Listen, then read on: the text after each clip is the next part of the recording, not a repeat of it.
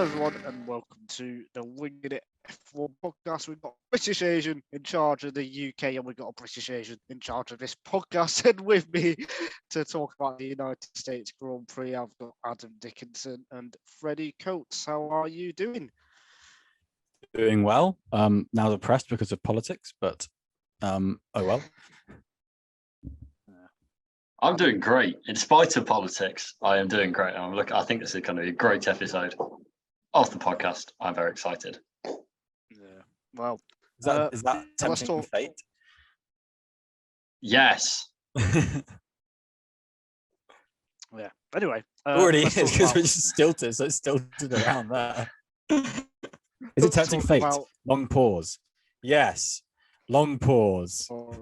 See, now I've set expectations so high that I'm now got to bring them back down to earth, and then we will still exceed expectations. But yeah. Basically, we've got a delay because my Wi-Fi's bad, and I probably shouldn't have presented this one, but I am. But let's talk about the US Grand Prix then. It was a great race. I thought probably one of the better ones this year. Max Verstappen to win. It was a hard-fought fight. And Red Bull wrapped up the Constructors' Championship as well. The day after Dietrich sadly passed away. Thoughts on Verstappen's drive? Was it one of his best of the year? I think. I mean, he's had lots of great ones, obviously. I mean, it's kind of difficult because he still just looks so in control. Like when he's winning, he still just looks comfortable. He doesn't look kind of stressed, really. It then feels hard to grade it, but I think given what he had to deal with, I'd say it's one of his better drives. I still think it wasn't maybe the hardest competition that he's faced with. Yes, I won't put it in maybe like top 2 or 3, but I think it was he had a challenge which hasn't been the case for a lot of the season, so he did well to overcome that. I think he was very good. I think, like Adam says, his calmness and his sort of serenity behind the wheel worked wonders. And even with an 11-second pit stop, he was able to then overcome the challenge of Ferrari and Mercedes, which is very hard to do, really, frankly, because their pace was very good throughout the race. It's just he was able to then step to the next level again on top of that and can keep those medium tires alive in the 21 lap stint, which I thought was very, very well done. I thought it was very impressive.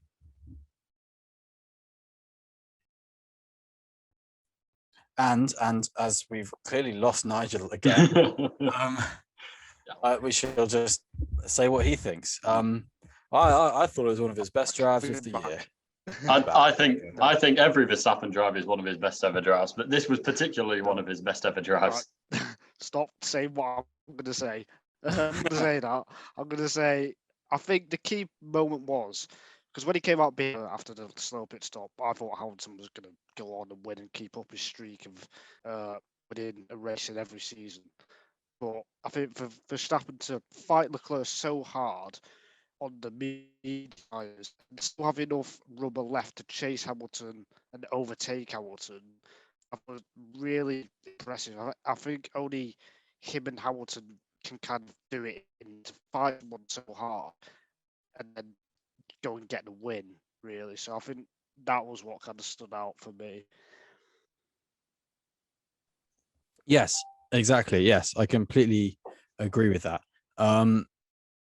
Just the way he was able to keep calm throughout the race, and there were points where he had a right to be annoyed, and that probably would be when he had a really poor pit stop and when the battles were hard with Leclerc and Hamilton, and there was a bit of moving under braking towards him, which probably wasn't on, but seemed to be kind of okay.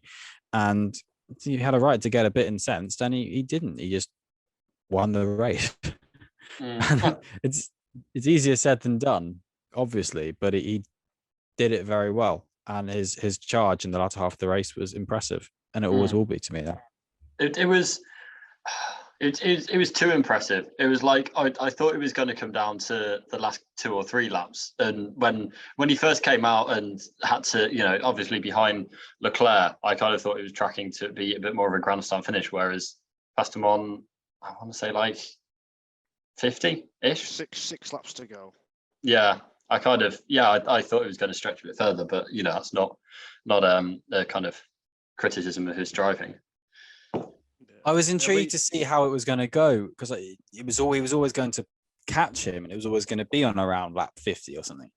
And I was intrigued to see if it would go the way of a Bahrain 2021 or if it would go the way of a Barcelona 2021, where it can be just a drive-by. And I think it was a little bit in between, closer to the Barcelona 2021 analogy, comparison, I should say, because he was able to get alongside. But I mean, that straight was incredibly long. And in most other tracks, I think Hamilton would have been able to hold on to that. But I think you've got to hand it to both of them for being in that position at that stage in the race, to be honest. Yeah, absolutely. I mean, for me, Hamilton was every bit as good as Verstappen. I think on this race, he couldn't have done much more, really. And it's only because he was against Verstappen that he lost, I think. He even moved under the braking zone a bit, which he's not really trying Verstappen behind. So he just did everything he could. Still didn't quite work. Clearly drove his heart out. I mean, he was sliding before and after. And before and after he got overtaken by Verstappen. So yeah, for me, both drivers, it was pretty much close to perfect in terms of the driving, I think. Do you think if Hamilton had been on the mediums for his last stint, that would have changed anything? I think No.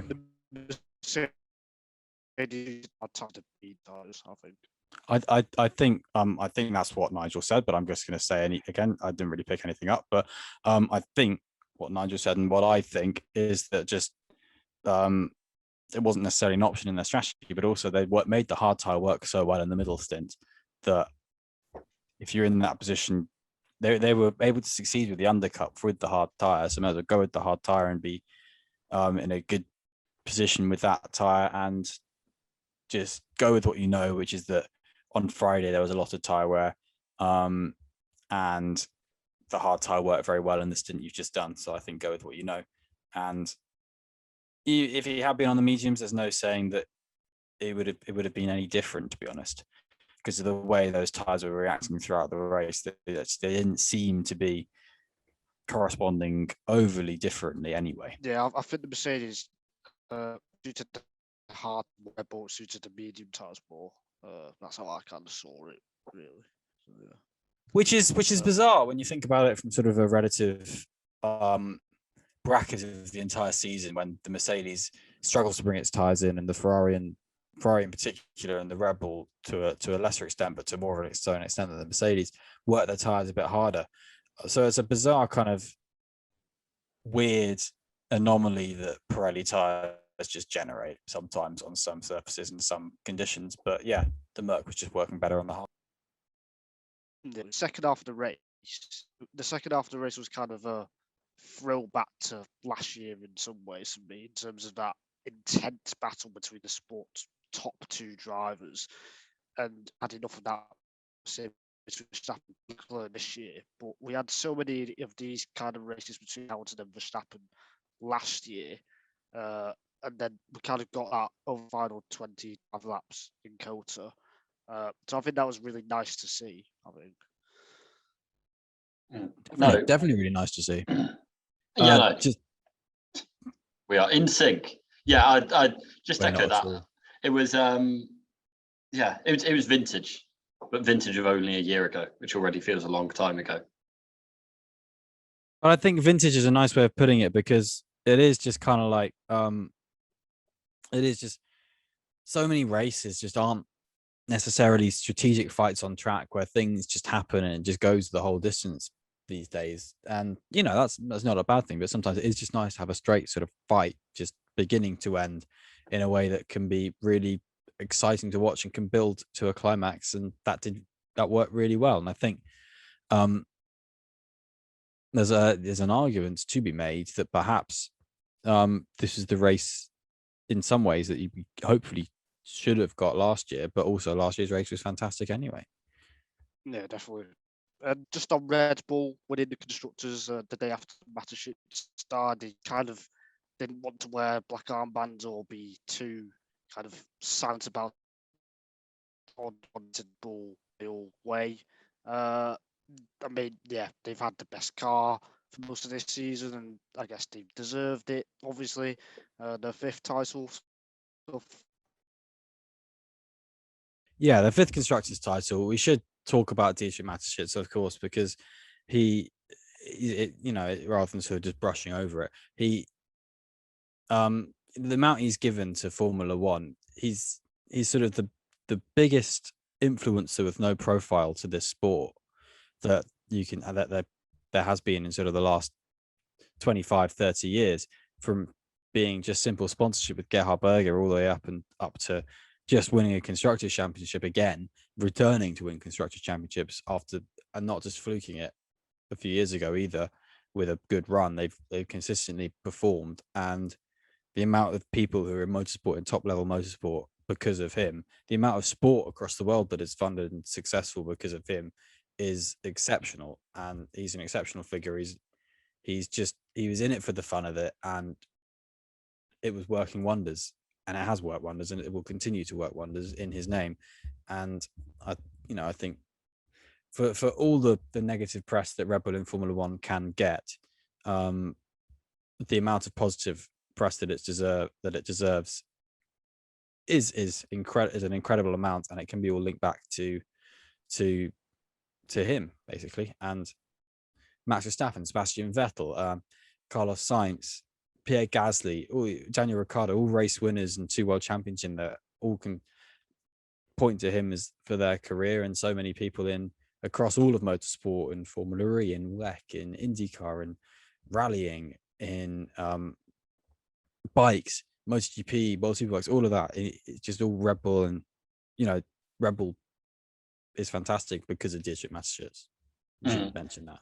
No, I completely echo that. I think he's someone that you can't ever do a what if Red Bull were never in F1, because it would just be there would just be so many differences that you wouldn't even appreciate. Like, he has completely changed the face of the sport and changed it for the better, regardless of your opinion of Red Bull or Verstappen. He's completely changed the sport for the better, and he will be keenly lost within Red Bull. But I think, like you said, Freddie, the way that his name will live on in F1 and across motorsport as a whole for many, many years to come. And even outside of motorsport, he, like, cliff diving, skateboarding championships, mountain biking. There is, any and every kind of extreme sport, Red Bull put their name to that. And yeah, it's not there's a lot outside of F1, but obviously F1's where the name is most synonymous with success. And like you say, those names that you listed off, 2 race-winning teams on the grid, so many drivers that have got their opportunities in other sports that they wouldn't, or in other motorsports that they wouldn't have got without the Red Bull setup. It's mind-boggling when you really think of the impact they've had over the last 20 odd years, just over 20 years. So yeah, a keen loss, but we'll live on beyond that. Yeah, definitely. Like Nigel, like you were saying, with this sort of hanging over Red Bull, I think it gave them a good will to win in Austin, and a good setting for the Constructors' Championship to be sealed. On Sunday they were all wearing jeans in tribute to him. They were blasting out Rolling Stones tunes from the garage, and there was a big old round of applause on the grid for him, not any silence, and that was just celebrating him for the man he was. And I think Red Bull did that supremely, particularly by winning the championship on the day. I think I don't want to say this in a crass way, but it wrapped up a bow nicely and was a fantastic tribute. Yeah, no, I think so. I think you're right there. I think Mateschitz, for what is essentially a drinks club, to create it into one of the biggest brands in sport, it's just extraordinary. I mean, as you guys talked about, not just F1, but I mean, and pretty much every top Alpine skier is Red Bull backed or Red Bull sponsored. And Alpine skiing in Austria is absolutely. There's so many other athletes in the world, tennis players, cyclists as well, who are all sponsored by Red Bull. So there's just so many athletes who have, you know, they have to be so grateful for Mateschitz for what he created. And yeah, you're absolutely right, Freddie. For Red Bull to win in Austin in the style they did, they had to really fight for it. It was almost like the, so yeah. Uh, so yeah. Sorry, my internet is crap. Let's move on away from the top two. Charles Leclerc finished third. He was just as good as the top two as well. I thought, charging from 12 penalty for new power units bits. What were you most impressed with from his drive? Clearing traffic well when he needed to, but also having a safety car pit stop. I don't know. What was I most impressed with? Just the way he fought when he got to the front, and I think he was performing better than the Ferrari was able to, and finishing ahead of Perez and Russell, even with a safety car intervention, was impressive in my opinion, based on the pace those two teams were showing in Kota. I agree. I think the fact that he was, even able to hold it to Verstappen for a lap was impressive, and it's kind of a shame that that's kind of the thing that most people will remember from the race, because there's so much focus on the front and then the incident. But yeah, like you say, the fact that he beat the two teammates of the front running drivers in obviously the same machinery, got onto the podium. I think it was just, again, very impressive from Claire. Quietly impressive, but impressive nonetheless, and a kind of good springboard to hopefully some success over the last few races of the season. And he was pushing so hard as well. Pretty much every lap, he was leaving. He was not saving his tires at all. I don't think he was just pushing so hard. I don't think. I mean, this is Leclerc's style, but it was just so good to see. And for him to fight Verstappen as he did was impressive as well. It was a flashback to Bahrain and Saudi Arabia. Well, more so Bahrain, when he beat Verstappen then at the start of the year. So I think Leclerc is on a great run form, just hasn't had the wins to show it, unfortunately, the last 5 or 6 races, really, because of the car. But his actual driving is exceptional. Sainz didn't get to show what he could do, unfortunately. What do we think on that turn 1 incident? Russell did get a 5-second time penalty. Were the stewards right or wrong? Russell was robbed. Ooh. No. In what way? No, not actually. It was stonewall from Russell, and it's just really frustrating because, I mean, the race was kind of saved by Hamilton coming in and the slow pit stop for Verstappen, making it interesting at the end. But it really, at that point, it just felt like, well, that's the race gone, and it's just like, it's really frustrating, and kind of Russell just has no defense, and it wasn't penalized for making the race boring. No, but I just mean, it was just a really annoying incident. Like, as a fan, when you're watching that, even if you're not a Sainz fan, then it's just like it felt like it sucked a lot of the energy out of the race. I get what you're saying. I do think you have to put some blame in Sainz's quarter. He cut across extremely aggressively for the front of a pack. It's fine to cut across like that if you're racing one car, but not if you've got 18 behind you, in my opinion. I do think Russell steamed in quite a bit, but I also think Sainz was a bit naive in the way he cut back and had to make up for his sort of poor start. The bit of racing that Sainz did, in my opinion, then from that opinion, if we're answering your question on what we think of Sainz for this little segment, I thought Sainz did quite a poor job on Sunday. He got a poor start, and then drove quite erratically into turn 1. But also I think Russell drove quite erratically into turn 1, and it was Russell's erratic driving that tipped Sainz as well. I do think the penalty is kind of justified, but I do think a 5 seconds fine because of Sainz's part to play, meaning it then doesn't go to sort of a 10 or a drive through. kind of penalty. I'm going to defend Russell here for once. I think even if he was in control and didn't go that, even if he wasn't locking up, I think he still hit sides. I think you're right with your point that if you shouldn't really be cutting back like that. There's no way you can kind of do that move. So I do think Russell was unlucky to get a 5-second penalty. I think the reason I'm sort of putting a bit more blame in Russell's side is that I think the way Russell was attacking that corner was a little bit out of control, and also was going to the edge of the track with his line, and it kind of meant that if there was anyone there, he was going to hit them, in my opinion, for the way he attacked that corner. So I think that's why, Sainz shouldn't have cut back, but I think more of the blame comes from Russell steaming in a bit harder than he probably should have done on an opening lap, in my opinion. Yeah, I can see that. Yeah, Go on, Adam. No, I think it's a bit annoying with Russell because there have been a couple of things where he has just misjudged it. There was the Zhou crash at Silverstone, which was kind of him coming over into one of the after hours, I can't remember, and the Bottas crash at Imola last year's. Every 3 weeks, Zhou's his head every time I mention it. I think the Zhou crash is an easy one for him is an easy mistake from memory to make. I think there's a few times where he's kind of misjudged the space that's there, or in this one, like you say, if there is no car there, then it's a great corner, but it's on the first lap of the race, first corner of the first lap, and I think there's just a few more incidents than you would like.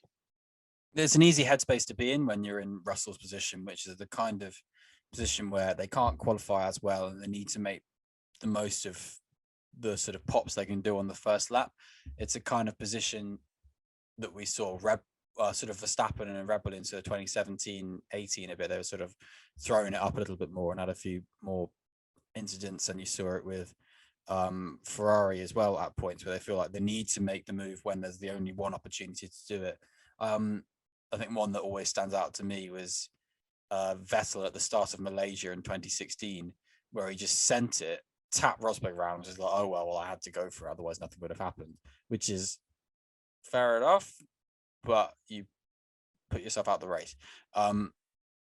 So it's not fair enough. And it's that I think Russell's getting stuck in that headspace a bit, and I think he needs to sort of let the racing come to him a bit more, which is easy for me to say, particularly when there's an open gap right there because Sainz is taking a wide line. But I do think it's particularly for a younger driver at the front, inexperienced at the front of the field in comparison to the drivers around him, it's an easy headspace to be drawn into. Does that make sense? That makes sense. I think he was too busy also wanting to be ahead of Hamilton and be the lead Mercedes, have preference on strategy as well. I think I said after before the race where I talked about how there's a few moments that this battle between Hamilton and Russell could get a bit spicy. And I think this is another key thing, even though it was him hitting sides, it was because he wanted to get ahead of Hamilton as to why he went in so deep, I think, personally. That's just another instance of that. Before we talk about more drivers, let's talk about the other incidents in the race, get them all out of the way. Stroll and Alonso. For me, I think if any kind of driver deserves a race ban, it's this. I absolutely hate it when a driver reacts so late when the car behind is right on your tail and about to overtake. For me, Lance Stroll should be banned for the next race. I agree. That's deplorable driving. I think he should have been, if he had been able to continue, I think it's a black flag offence. So because he was unable to continue, I think, carrying that over for a race does actually make sense. We've seen so many near misses with this kind of driving before, and we've seen penalties, and we've seen no penalties, and we've seen inconsistency around it, which is why it happens. I don't know if we've seen one sort of at this point on a straight. They always seem to come a little bit later. I seem to remember Grosjean at Silverstone being very sketchy. I think you see them. I think the ones that always seem to stick in my mind are Verstappen in 2016 on the Kemmel Straight with Raikkonen closing in, because that was terrifying. And there's a few in Formula E that do get penalised. So many. Yeah. And actually, in American racing, in IndyCar, blocking is an illegal move in general. Just you're allowed to make a defensive move, a defensive shape, but to then make a reactive defense is illegal because it can cause this kind of incident. Now in European motorsport and Formula One and that kind of thing, for one of a broader term, because European motorsport can be a bit insular, which is all, of course, that's not the case. But that's because we have a one move regulation and a no really late. You've got to be definite with your defense, and this was definite. It was just too late and was not on. I don't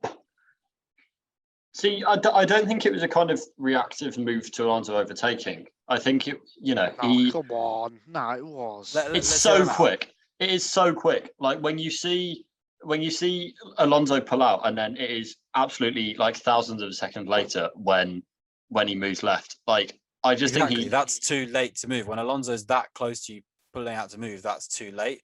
For Stroll, he should be moving to the inside before Alonso makes his move, basically. Yeah, I agree on that. I don't think it was that he saw Alonso making his move to overtake and then thought, no, I'm going to block him. Like, I think it was misjudging how long he had to make that defensive move rather than kind of, anything more not premeditated, the opposite, but kind of anything more sinister or anything more not sinister, clinical, deliberate block at high speeds. Deliberately, it was drawing the man in Formula One terms, if you will, like to take a rugby analogy, like you run with the ball to a player and then pass it at the last minute to draw a man away, and it's the kind of thing like come close, right, I'll move out in front of you, so you've got to lift off, so you lose all momentum. It means you can't just weave around and brake. That's the way the move is being used, and it was too late because Alonso couldn't lift off and he went into the back of him, and it's essentially not on in motorsport, that kind of move, in my opinion. One of the first episodes. The way I see it. One of our first episodes was one of the Silverstone race in 2020, talking about Grosjean making a similar move on someone that I can't remember. Ricciardo. And Sainz too. Oh yeah, no, I've forgotten it was two. Yeah. And I think we all, I'd certainly had to go at him then. I was not happy then. And 145 episodes later, I'm not happy now. Yeah. Yeah. I think I'm leaning with you, Nigel, on a very serious race bannable offence. I think a three-place grid penalty, which is the equivalent of not only lifting a little bit under yellow flags in a qualifying incident, is an interesting comparison from my side. And the reason why I come down on this so hard is if the closing speed is faster, Alonso stays in the air for longer and can go higher and go over a fence, hit a marshal, hit a fan, injure himself, and that will be absolutely horrific. And one day, if the FIA don't go down hard on this, which they're not, someone is going to get hurt. I guarantee that. And that is the last person to get banned was Romain Grosjean 2012 at Spa. And this was a lot worse for me than that. So, yeah, me too. For me, Stroll should be banned. And I really hate it. I mean, we haven't seen this moves for a couple of years now. I think Adam is right. The last one was Silverstone a couple of years ago. I think, to be honest, that's not true. I think you look at Mazepin and Schumacher in Baku in 2020, in the only year they were both teammates last year, and that was appalling movements like this. We have had a few. I think Magnussen was guilty of it quite a few times in 2019. I seem to remember. I remember a move in Suzuka where I think Leclerc just ended up going into the back of him and like breaking his front wing. And I think a lot of these. Bottas, 2019 Canada, on the last, I think it was the middle of the race. Ricardo and Bottas, it was Renault versus Mercedes back then. Yes, I do remember. Yes, but I do think a lot of these moves go unseen. So Yeah. I don't think we can sort of say it hasn't happened or these are the only times that it happens. I think it is creeping into the driver's repertoire of racecraft, or has crept in, actually, I should say. And if this was the move to defend a championship or something like that, I think it would be slammed down. So This Oh, I was just going to say, we're just talking about the ones we've seen in F1 as well. There've been these in F2 and 3, and that's the other danger of this. Mazepin did a few of these in his final F2 year as well. It's not just what F1 drivers see that's affected by this. It's then, junior racers see this, and that influences what they do, what they think is okay, and then you get worse crashes that aren't noticed by so many people because there's not so many eyeballs on them. But it's not just what it does in F1, what it does in this race. It's then the knock-on effect that has further down the divisions, if you will. No, that was exactly the point I was going to make, actually. So yeah, you've summed it up perfectly for me there, Adam. The other incidents, or big incident, talking points, words from the What's United that States spinning? Group. Yeah, not that spin. Although, yeah, that was a bad mistake, to be fair, to spin. Although it was very windy, but still. Yes, it was. I was trying to think the last time Bottas spun in a dry race out of the race. Ooh, that's a good shout. If you know the answer to that, tweet at Freddie Coates or put it or slide into his DMs. Like At Fred Coates 1999. Actually, no, I don't want to tell people. Don't slide into my DMs, creepy people. Unless you're Too nice. late.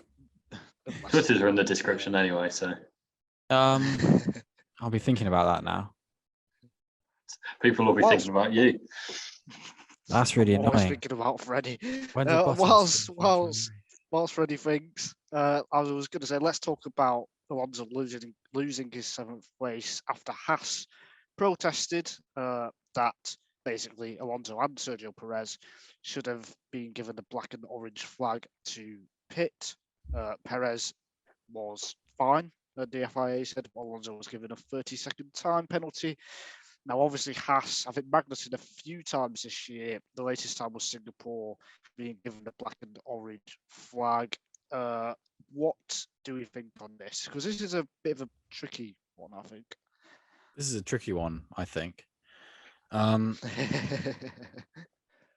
are rightly incensed, I think, because they went to a great deal of effort to prove to the FIA pre-Singapore that they didn't need to be black and orange technical flagged because of the front wing end plate a lot of the time, because of the structural integrity was working apparently for them, they were saying. Granted, we have also seen front wing end plates fly off, and we saw that with Sergio Perez in the US Grand Prix this weekend as a case in point. So I don't know whether how much that was taken seriously, but apparently there was a kind of agreement made saying, okay, cool, we'll be have a bit more discretion next time. And then they were pulled in immediately in Singapore. So Haas were annoyed then as well. And now they think, well, hang on a second, this is very clearly a big technical issue with a big chunk of bodywork that's flapping around, and he's not being technical flagged. And then a good chunk later in the race, it flew off when Magnussen and Alonso were in close combat. So Haas are rightly going to be annoyed at this. What's complicated though, and I think it's a fair enough example of when a black and orange flag could well have been deployed, particularly to the car that had just slammed into a wall and was still racing. You kind of think if you're race control, you should probably have an eye on it, just to see if it's going to conk out or be in a poor situation. And you do kind of think the odd thing though is that the penalty is sort of for race control, isn't it? Not for Alpine, but Alpine have been given 30-second penalty. Yeah, I kind of get that. Although, yeah, I'm not sure. But John, the teams aren't meant to send a driver out if it's unsafe. So I think they'd be saying it's on the team to police that, and then the race control to police the teams. So it's a bit. I kind of agree. But then they've been retroactively black and orange flagged as well, essentially. Yeah, in the Stewards report, it is said they should have been black and orange flagged. Yeah, it's one of those, like, in an ideal world, the way that the penalty is awarded is that teams will bring in their drivers if there's any unsafe bits of the car flapping around, but it's F1, not, it's kind of everyone trying to find the edge all of the time, and that's why the onus is on race control or should be on race control to, put the hammer down and say, right, you need to come in and change this. So yeah, I think it's a unsatisfactory situation all around. Yeah, I think so. And to go back to 2009 Hungarian Grand Prix qualifying when Felipe Massa was hit by a string from Rubens Barrichello's car, that's all it's going to take again. I know we've got the halo and that kind of thing, and the F1 cars are a lot safer now, but there's still that chance where a piece of debris can go, as I said before, with the launch into the air and into hit a marshal or fan or injure another driver. So the black and orange flag should have been given out. And what I would do as well is get rid of the 3-lap thing rule where you have to do it within 3 laps. Just do it straight away. Like if you've got a bit of car flapping about, you should be forced to pit straight away, not wait 3 laps. So I would change that personally. Yeah. Any more thoughts on? No, I just although I said it's unsatisfactory around, the penalty is the right one in the end. Like, for the situation, it is slam dunk. It's just kind of the path that got us to the penalty being given out post race wasn't the way it should have gone down. There is a crucial part in the ruling that I disagree with, I think I'm right in saying there's a part in the report that says that. So I think we all agree that with the flapping around wing mirror, that's an unsafe car. But when the wing mirror is gone, it was also deemed an unsafe car. Do we think then that if a wing mirror just goes, that a car should be forced to instantly retire? I don't necessarily know if I agree with that. That's kind of what happened with Perez, wasn't it? His front wing end plate. After it went, it was basically safe, his car. Yeah. So should he then take a penalty? Probably. Well, it's different. It's different because of the concept of the wing mirror. The Perez, Haas did protest Perez. Yeah. But that was thrown out, and I'm yet to delve into all the details on that because I'm a busy man. But with the Alonso mirror report, it did say that a car without a mirror then is unsafe. So are they is there going to be a situation later down the line where the FIA force a car to retire because a mirror isn't there? I don't think so. But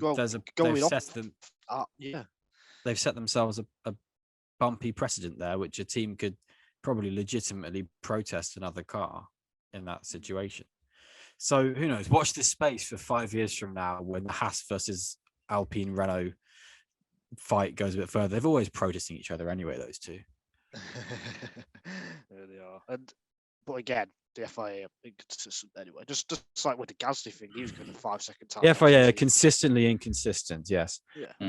Like Gasly was given 5 seconds for not being within 10 car lengths, even though Perez first got warning in Singapore and then got 5 seconds and whatever. But oh god, anyway. Let's talk about the drive. Also, that's a stupid rule anyway. But anyway.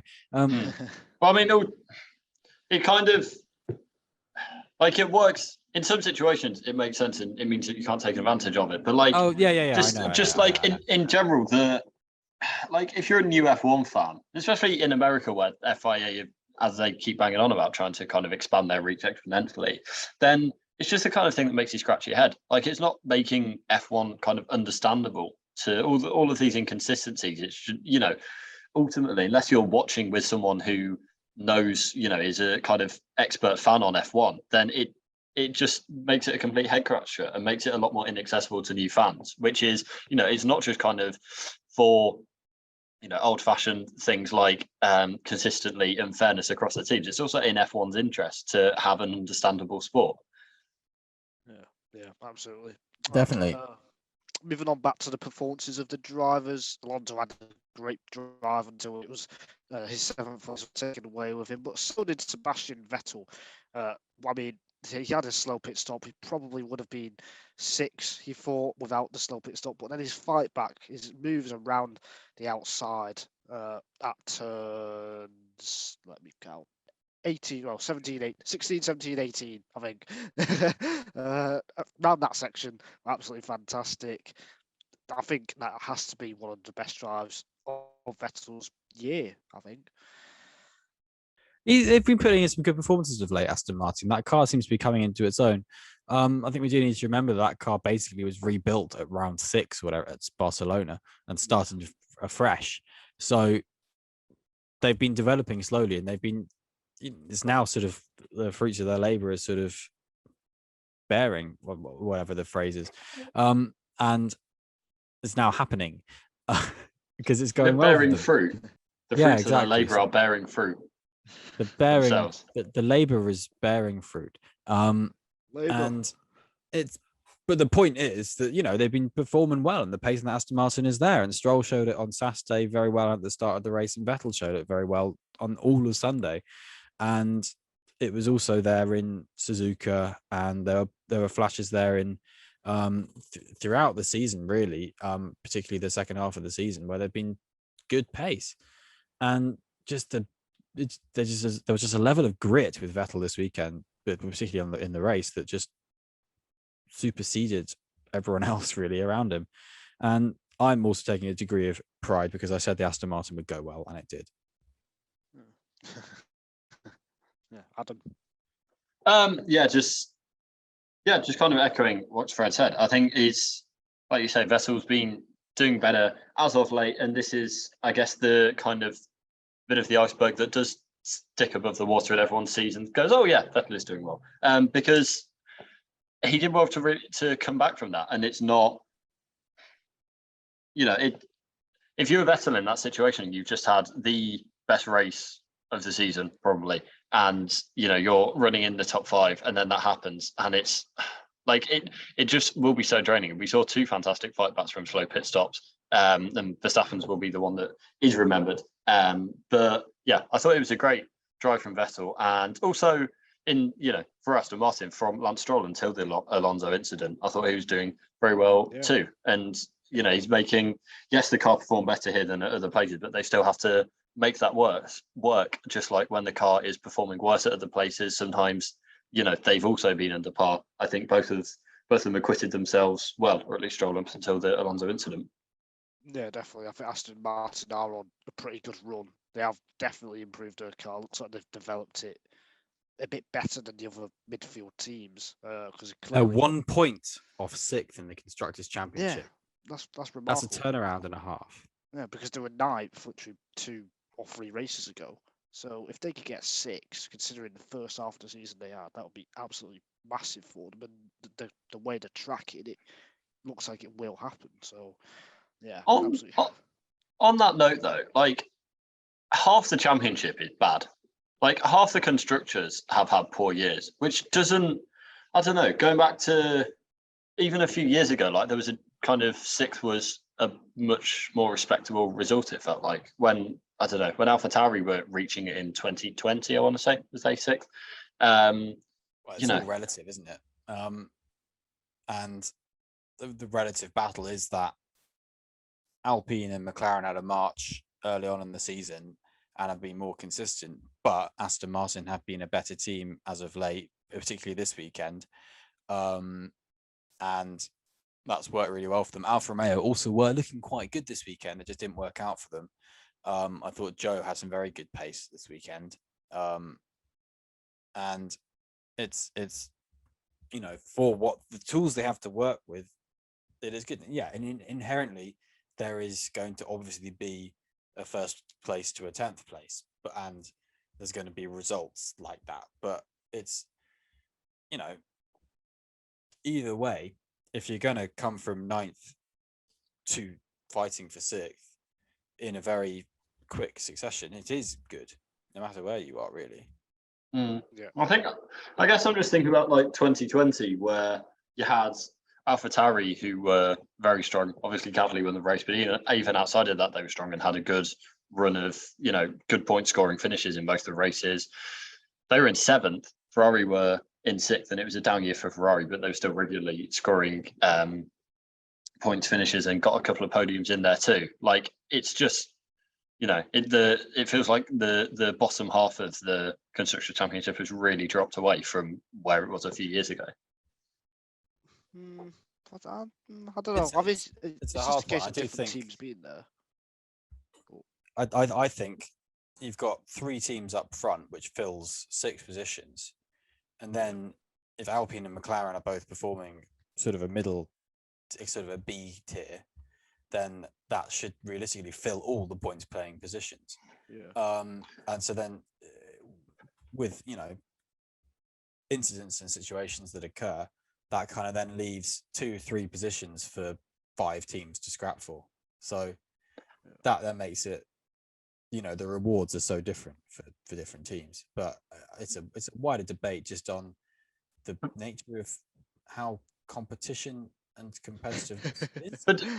But it's those teams, like, in 2020 you had 2 teams at the front and then basically 5 teams after that fighting. 2022 is 2022. Like, it's the team shake-up is all different this year. So rather than just comparing that to that, it's a hard one to sort of make any reasonable conclusions apart from just saying, well, I enjoyed this, but I also enjoy this, or something like that, I guess. But it just seems like there's a kind of drop in competition level around that, the B tier, if we're going to call it that. Then there's 2 teams in that rather than 5 teams a few years ago. And there's a rise in Ferrari. There's a rise in Red Bulls to kind of be at the front now, where they weren't in 2020. And Alpine and McLaren are still performing in pretty much the same place. And just the Racing Point's not is Aston Martin, it isn't a Mercedes clone anymore. And AlphaTauri, have probably performed a little bit worse, but Alfa Romeo have actually got themselves up there and are fighting a bit more. And so Alfa Romeo is now getting involved and getting points. Haas is getting points as well. So there's more points to spread across more teams now. Whereas Williams, Haas and Alfa Romeo weren't fighting for points in 2020. So if you look at it like that, then there are more teams fighting for those points. So there's a better competitive order. So you can look at it in every way. I'm with Freddie, but back to the US Grand Prix after that little sidetrack. Kevin Magnussen was 8th, Tsunoda 9th, and Ocon 10th. You touched on the show there in 11th. Freddie, he got into Q3, but then had a lap deleted. I think he was very good as well this weekend. Any thoughts on those final points paying position drivers? Well, Magnussen, fantastic to pull a 1 stop and do, I think, 38 laps on medium tyres, which definitely deserves a bravo, chapeau, various hat off related congratulation. Definitely. I completely agree with that. He had a really good performance and a really nice result for Haas to get. And, it's bumped with that's probably why they're going out a bit guns blazing with protests and that, because, it's promoting them a position. So fair play to him. Yeah, from that side. much needed. Yeah, and Mick Schumacher was unlucky because he had an incident with Nicholas Latifi, which meant I think Schumacher would have been in the points, I think, this weekend. But slow stop as well. Slow stop as well. Completely forgot that.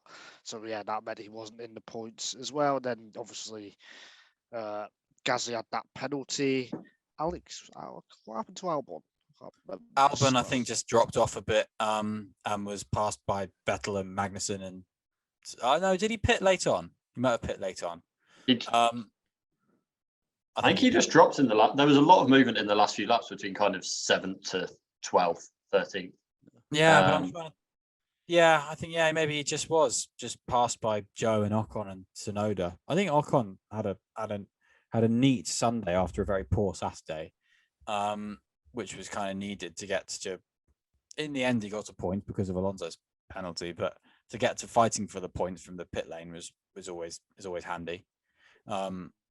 In such a congested midfield.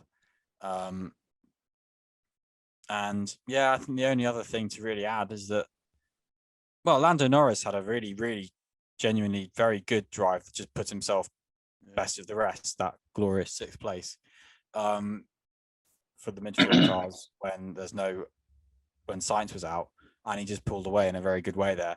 And Daniel Ricciardo performed his contractual obligation to be the direct antithesis of that, and it just seemed to get worse and worse and worse and worse again for him, which is just, it beggars belief. And you kind of think, how far can this how far down can this spiral go? And it feels deeper, which is really sad to see. And it just, you look at that. This is the guy who arrived on Thursday on a horse and left,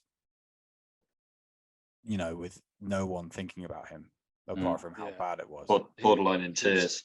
Yeah. Yeah, we mentioned in the summer, literally June or July, that his head was gone.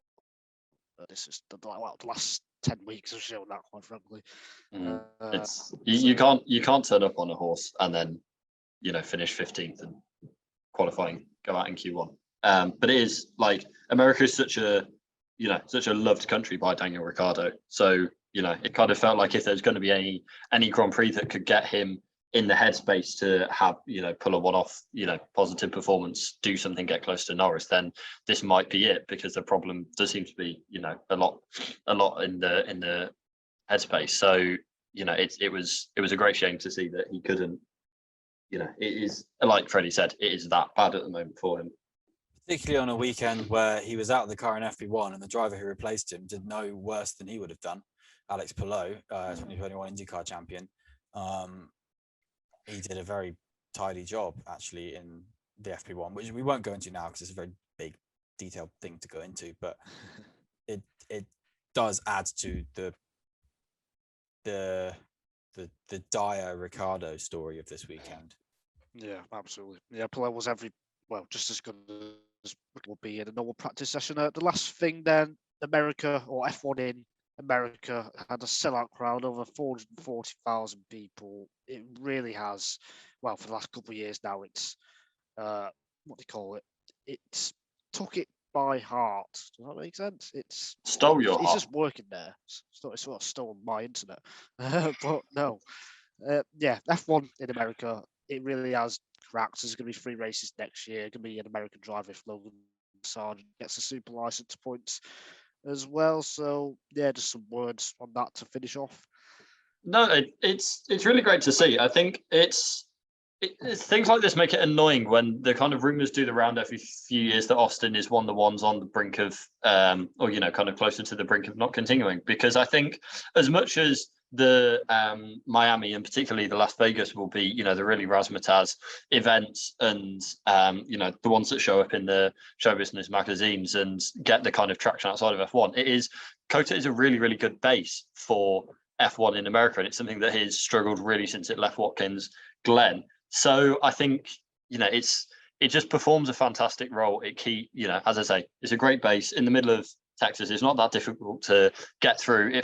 The weekend has a very Texan feel as well as a very US feel, which is always nice to see, apart from people. No, I'm not going to go into my Oklahoma bias, but I think, it really seems to have taken off. And I think, Miami and Las Vegas will kind of take the benefit of that, but not enough credit will probably go to COTA for just what a fantastic job it has done, where many, albeit not directly comparable, but still many US Grand Prix have failed. It is the home of Formula One in America. And I think, to be honest, even with the, as Adam put it, razzmatazz of Miami and Vegas, they're very clearly showbiz events, whereas this is very clearly a Formula One event in America. And I think it's got that base. I think really this year it had to do a lot to not to put 2 fingers up to Miami and Vegas, but to really sort of just stamp their ground and stamp their authority on Formula One in America. And they did a fantastic job with it. And clearly, there's only praise for the event. There's only praise for the city when Formula One's there. There's only praise for the circuit. And I'm all for that. I love it. I think it's fantastic. Absolutely. Brilliant track, brilliant event. We've made it through an hour or so of the podcast without mentioning the budget cap, and except I've just mentioned it. So Right, my thanks to Freddie. My thanks to Freddie, my thanks to Adam. If there's something big about the budget cap, which there might be, we will probably do something on it. If not, we will see you for the Mexico City Grand Prix in 6 days' time, or 5 days' time when this goes out. Have a good week. We'll see you then. Goodbye.